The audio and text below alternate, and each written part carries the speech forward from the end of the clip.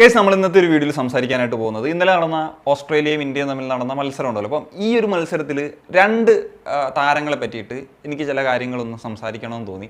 അതിൽ ഏറ്റവും പ്രധാനപ്പെട്ട ആ രണ്ട് താരങ്ങൾ മൻവീർ സിംഗും ദീപക് ടാങ്കരിയുമാണ്. അപ്പം എന്തുകൊണ്ട് ഈ താരങ്ങൾ സ്ക്വാഡിലെത്തി എന്നുള്ള ഒരു കാര്യം, ഇപ്പോൾ ദീപക് ടാങ്കരിയെ സംബന്ധിച്ചിടത്തോളം അത് ഒരു 11 പ്രഖ്യാപിച്ചിട്ടുള്ള സമയത്തായിരുന്നുവെങ്കിൽ മൻവീറിനെ സംബന്ധിച്ചിടത്തോളം ആ ഒരു മത്സര ശേഷമാണ് ഈ ഒരു കാര്യങ്ങളൊക്കെ പലരും ചോദിക്കുന്നത്. അപ്പം ആദ്യം നമുക്ക് ദീപക്കിൽ നിന്ന് തന്നെ തുടങ്ങാം. അപ്പം ദീപക് ടാങ്കരി ആദ്യം വന്നപ്പോൾ ഇതേവരെ ഒരു ഇൻ്റർനാഷണൽ മാച്ച് പോലും സീനിയർ ടീമിൽ കളിക്കാത്ത ദീപക് ടാങ്കരി എന്തുകൊണ്ട് ഉൾപ്പെടുത്തി എന്നുള്ളതായിരുന്നു പലരുടെയും ചോദ്യം. നമ്മൾ ലൈവ് സെഷനൊക്കെ സംസാരിച്ച ആ ഒരു സമയത്തും പലരും ചോദിച്ചിട്ടുണ്ട് ദീപക്കിന് ഇതേവരെ മാച്ച് കളിച്ചിട്ടില്ല, അതൊരു മോശം ഡിസിഷൻ ആയിരുന്നു എന്നുള്ള തരത്തിലൊക്കെയുള്ള ഒരുപാട് കമൻറ്റുകൾ കണ്ടു. അപ്പം എൻ്റെ ഒരു ഒപ്പീനിയൻ പറയാം. അതിന് മുമ്പ് തന്നെ പറയട്ടെ, ദീപക് ടാങ്കരി ഈ ഒരു മത്സരത്തിൽ one of the best performer തന്നെയായിരുന്നു എന്നുള്ള കാര്യത്തിൽ യാതൊരു വിധത്തിലൊരു സംശയമില്ല.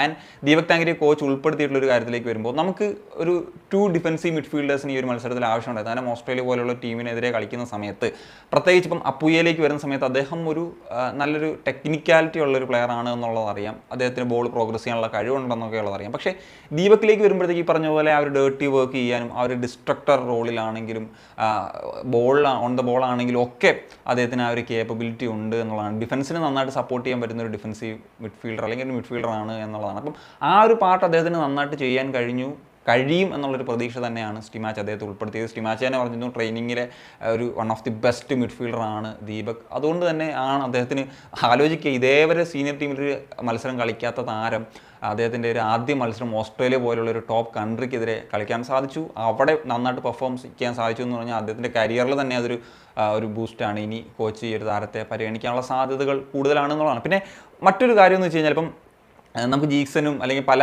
ഡിഫൻസീവ് മിഡ്ഫീൽഡേഴ്സും അവൈലബിൾ അല്ലാത്ത സാഹചര്യത്തിൽ ഇപ്പോൾ വിബിനെ കോച്ച് പരിഗണിച്ചിരുന്നു എന്ന് കേട്ടു. പക്ഷേ ഉൾപ്പെടുത്താത്തതിൻ്റെ കാരണം അറിയാലോ, ഇഞ്ചുറിയാണ്. പിന്നെ പലരും പല പേരുകളും പറഞ്ഞിരുന്നു. ഇപ്പം ഇവൻ അസറിൻ്റെയൊക്കെ അടക്കം പേരുകൾ പറഞ്ഞിരുന്നു. അപ്പം ഇതിനൊക്കെ ഒരു റീസൺ എന്ന് വെച്ച് കഴിഞ്ഞാൽ ഇപ്പോൾ ഈ ഒരു ISL ഇൻറ്റൻസിറ്റി, ഇൻ്റർനാഷണൽ ഇൻറ്റൻസിറ്റി എന്ന് പറഞ്ഞു കഴിഞ്ഞാൽ ഒരു ഡിഫറൻ്റ് ആയിട്ടുള്ള കാര്യമാണ്. അപ്പം അവിടെ കളിച്ച് എക്സ്പീരിയൻസ് ആകുക എന്നുള്ളതാണ്. അപ്പം നിങ്ങൾ വിചാരിക്കും ദീപക്കിന് എന്ത് എക്സ്പീരിയൻസ് ആണല്ലോ, പക്ഷേ ദീപക്കിന് എക്സ്പീരിയൻസ് ഉണ്ട്. ഇപ്പോൾ അണ്ടർ 20, അണ്ടർ 23 കാറ്റഗറിയിലൊക്കെ അദ്ദേഹം നിരവധി മത്സരങ്ങളൊക്കെ കളിച്ചിട്ടുണ്ട്. അണ്ടർ 23 ഇപ്പം ഐ തിങ്ക് സ്റ്റിമാച്ചിൻ്റെ അണ്ടറിലും കളിച്ചിട്ടുണ്ട് എന്നുള്ളതാണ്. അപ്പം ആ ഒരു രീതിയിലുള്ളൊരു എക്സ്പീരിയൻസ് ഉള്ള ഒരു താരമാണ്. അപ്പം അതുമായിട്ട് അഡാപ്റ്റ് ചെയ്യാനായിട്ട് പറ്റും. പക്ഷേ ഈ മറ്റ് പ്ലേയേഴ്സിലേക്കൊക്കെ വരുന്ന സമയത്ത് അതിനൊക്കെ ഉള്ളൊരു ടൈം ഒരു വേണ്ടി വരും. അപ്പം ഇതുകൊണ്ടാണ് ദീപക്കിനെ പരിഗണിച്ചതും ആ ഒരു വിശ്വാസം അർപ്പിച്ചതും അദ്ദേഹത്തിന് ആ രീതിയിലുള്ള പെർഫോമൻസ് നടത്താൻ സാധിച്ചത്. ഇനി മൻവീറിലേക്ക് വരുമ്പോൾ കളി കഴിഞ്ഞിട്ടാണ് ഞാൻ പറഞ്ഞ പോലെ ഈ ഒരു അഭിപ്രായം വന്നത്.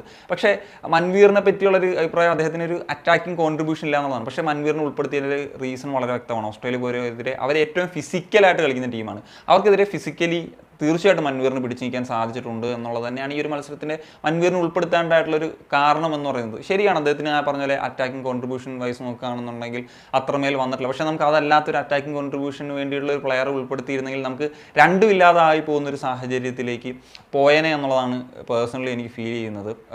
മൻവീറിനെ ഈ പറഞ്ഞാൽ നമുക്ക് ഫിസിക്കൽ ഗെയിംസിൽ തീർച്ചയായിട്ടും ഉപയോഗിക്കാൻ കഴിയും. ഇപ്പം ചാങ്ദി എന്ന് പറഞ്ഞു കഴിഞ്ഞാൽ അദ്ദേഹത്തിന് വേറൊരു ക്വാളിറ്റി ഉണ്ട്. അദ്ദേഹത്തിന് ആ ഒരു ടെക്നിക്കൽ എബിലിറ്റിയും സ്പീഡും കൊണ്ട് ഈ പറഞ്ഞതുപോലെ അതിനെ കവച്ചു വയ്ക്കുന്ന തരത്തിലുള്ളൊരു പ്രകടനം നടത്താൻ സാധിക്കും.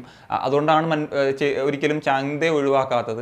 അതർവൈസ് ഇപ്പം ഇവിടെ മൻവീറിനെ ഉൾപ്പെടുത്തിയതിൻ്റെ ഒരു റീസൺ എന്ന് പറയുന്നതും ഇതാണ്. ഇനി ഫിസിക്കൽ ഗെയിം കളിക്കണം, പ്രത്യേകിച്ച് എനിക്ക് തോന്നുന്നു ഉസ്ബെക്കിസ്ഥാനേക്കാൾ സിറിയ ആയിരിക്കും ഒരു ഫിസിക്കൽ ഗെയിമിൽ ടഫായിട്ട് വരാൻ സാധ്യത. അപ്പോൾ ആ ഒരു മാച്ചിലൊക്കെ എന്താണെങ്കിലും മൻവീറിൻ്റെ സാന്നിധ്യം ഉണ്ടാകും എന്നുള്ളതാണ് ഞാൻ പ്രതീക്ഷിക്കുന്നത്. പക്ഷേ ഏറ്റവും വലിയൊരു ചലഞ്ചിങ് ആയിട്ടുള്ളൊരു മത്സരം കഴിഞ്ഞു ഓസ്ട്രേലിയക്കെതിരെ. ഇനിയുള്ള മത്സരങ്ങൾ തീർച്ചയായിട്ടും നമുക്കറിയാം ഈ കഴിഞ്ഞൊരു മത്സരത്തിനേക്കാൾ ഒരു ബെറ്റർ ഒരു ആയിട്ടുള്ളൊരു കാര്യം, ഒരു മത്സരത്തിലൊരു ഡ്രോ, ഒരു മത്സരത്തിലൊരു വിജയമൊക്കെ തീർച്ചയായിട്ടും ആരാധകർ ആഗ്രഹിക്കുന്നുണ്ട്.